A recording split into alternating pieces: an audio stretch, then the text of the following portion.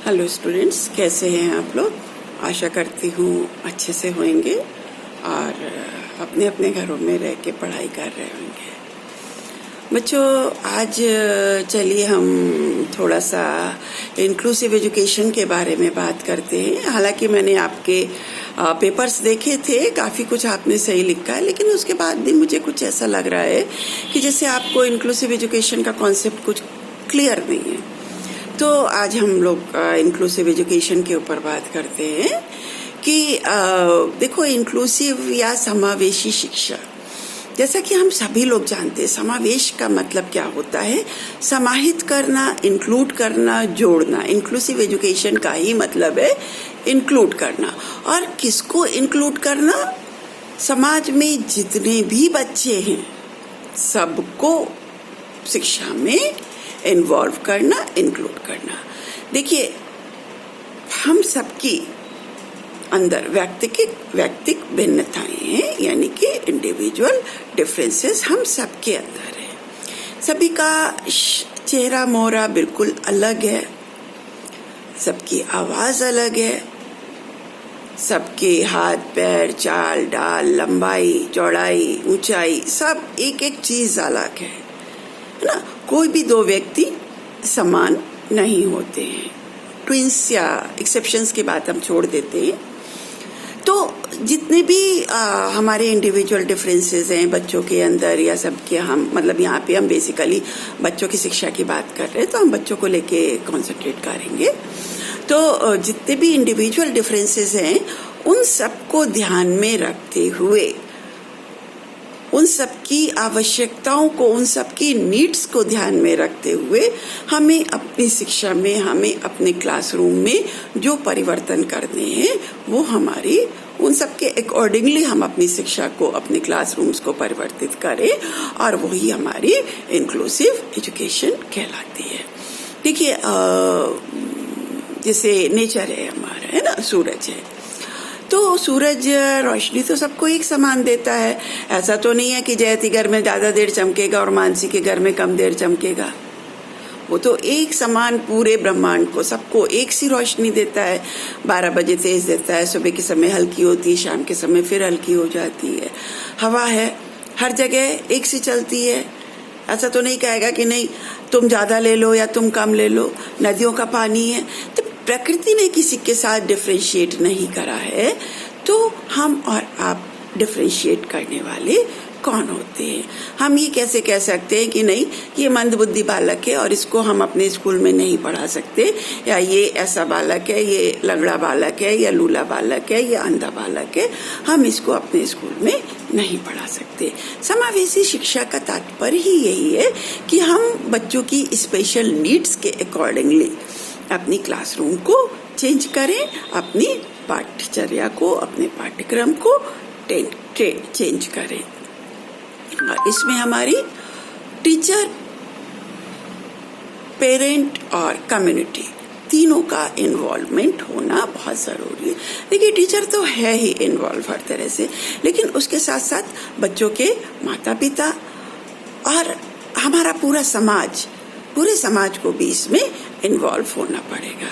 अब हम देखते हैं कि इसमें कौन किस किस तरह के बच्चे इन्वॉल्व हो सकते हैं।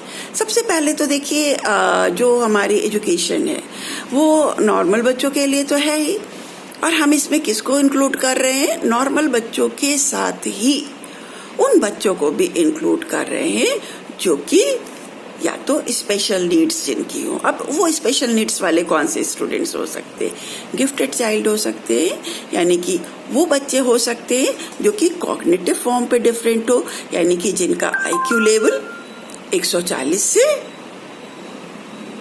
ज्यादा हो, या फिर आईक्यू लेवल 70 से कम हो, हाईली इंटेलिजेंट हो, या फिर नॉर्मल से अलग हो, यानी कि कॉग्निटिव लेवल पे जिनके अंदर डिफरेंस हो।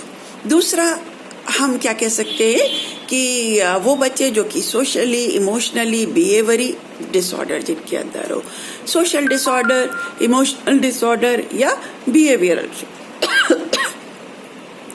सोशल डिसऑर्डर को आप किस तरह से वो कर सकते हैं कि नहीं, ये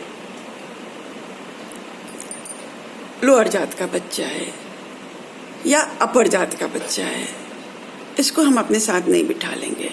इमोशनली कई बार भावनात्मक रूप से बच्चे डिप्रेस होते हैं या घरों में उनके लड़ाई झगड़ा होता है तो वो बिल्कुल आइसोलेटेड सा फील करते हैं, अलग सा वो करते हैं। कई बच्चों में बिहेवियर डिसऑर्डर होते हैं कि वो ठीक से व्यवहार नहीं कर पाते, मेंटली रिटार्डेड बच्चे तो खैर उसमें आ जाएंगे। लेकिन बिहेवियर डिसऑर्डर की एंजाइटी की वजह से उनके अंदर हर समय चिंता रहती है, या इसके अलावा लैंग्वेज एंड कम्युनिकेशन प्रॉब्लम जिन बच्चों के अंदर होती है कि वो जैसे कुछ बच्चे होते हैं शाह को नहीं प्रोनाउंस कर पाते, कुछ बच्चे हकलाते हैं, कुछ बच्चे तुतलाते हैं, या कुछ बच्चे जैसे इनको जो क्या कह सकते हैं आप प्रॉपरली देख नहीं पाते, इनको जिनको विजुअल इम्पेयरमेंट होता है, या मतलब देख तो रहे हैं लेकिन हल्का सा उनको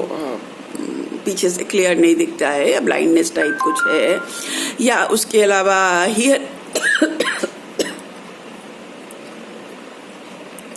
हियरिंग प्रॉब्लम में सुनने में कुछ दिक्कत होती है।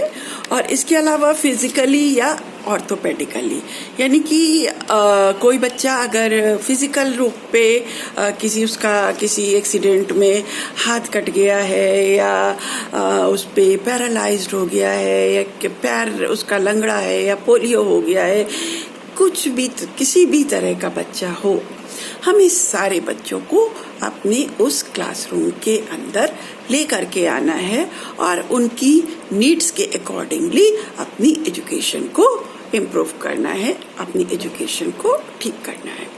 अब सपोज कई बार क्या होता है कि जैसे कि किसी बच्चे को कम दिखाई पड़ता है या किसी बच्चे को कम सुनाई पड़ता है, तो उसके लिए हम क्या कर सकते हैं, हम अपने उन बच्चों को क्लासरूम में आगे की तरफ बिठा सकते हैं।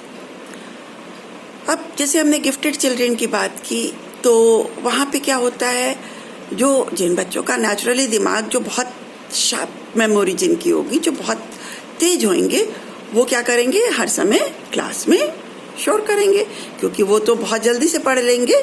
तो वहाँ पे उनके लिए जो हमें कैरिकुलम करना पड़ेगा वो एनरिच्ड कैरिकुलम करना पड़ेगा, यानी कि उन बच्चों के लिए हमें कुछ एक्स्ट्रा एफर्ट्स डालने पड़ेंगे जिससे कि वो उस कॉमन क्लासरूम में बोरिंग ना फील हो पाए। इसके अलावा जो हमारे स्लो लर्नर्स हैं उनके लिए हमें कुछ अलग से प्रोग्राम्स देने पड़ेंगे, उनके साथ हमें स्पेशल एफर्ट्स डालने पड़ेंगे।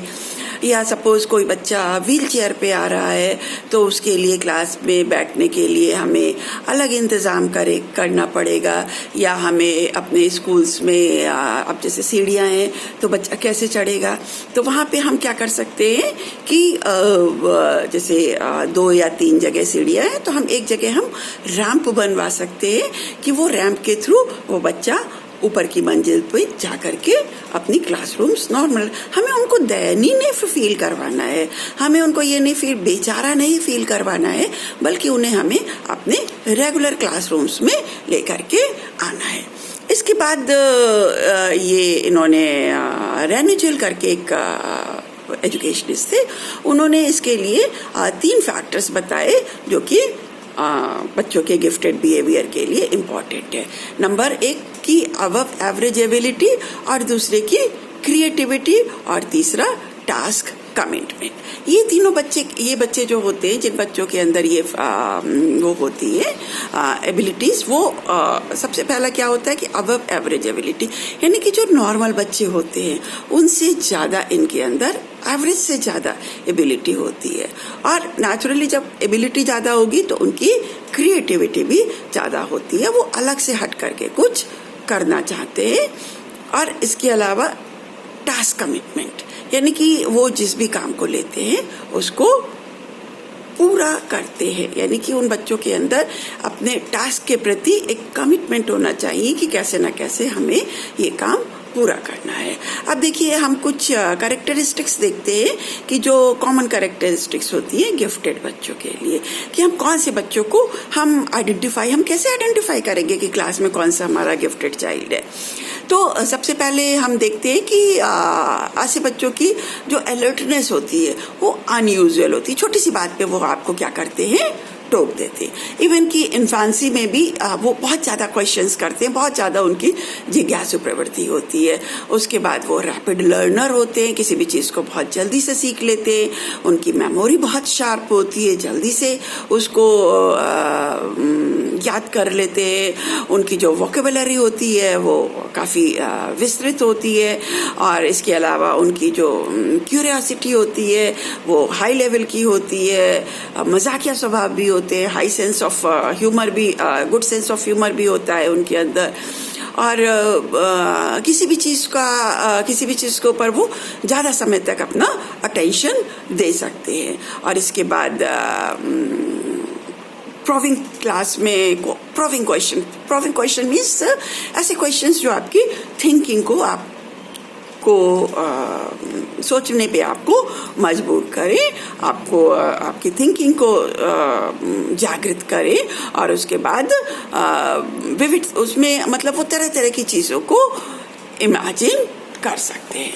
तो ये कुछ भी हो, लेकिन हमें बेसिकली इनको क्या करना है कि जितने भी तरह के ये सारे बच्चे हैं इनके स्पेशल नीड्स को ध्यान में रखते हुए हमें अपनी क्लासरूम को या हमें अपने पाठ्यक्रम को यूज करना है। और यहीं पे एक शब्द इन्होंने और यूज करा है, बाला, यानी कि जहाँ पर अपने जो क्या कहते हैं बिल्डिंग को ही हम as a material aid use कर ले, तो वो चीज़ हमारी क्या कहलाती है, बाला कहलाती है। जिसको कि हम क्या कह सकते हैं कि building as a learning app. चलिए हम इंक्लूसिव में आपको और भी धीरे धीरे भेज देंगे वीडियोस बना के। और अगर आपको ऐसा लगता है कि आपको किसी टॉपिक में कोई भी प्रॉब्लम है तो आप वो टॉपिक हमें व्हाट्सएप पे या फ़ोन पे बता दीजिए, उस पर वीडियो बना के आपको सेंड कर देंगे। और जैसा कि मैंने आपको टाइम टेबल बता ही दिया है कि 11 से 2 के बीच में आप किसी भी टीचर को किसी भी समय ग्रुप के अकॉर्डिंगली फ़ोन करके, वीडियो कॉल करके आप हमसे संपर्क कर सकते हैं। केवल 11 से 2 में नहीं, आप कभी भी कर सकते हैं, किसी भी समय आपको कोई भी दिक्कत हो आप कॉल कर लें। Thank you, bye bye. घर पे रहिए, सुरक्षित रहिए, अपने और अपने परिवार का ध्यान रखिए।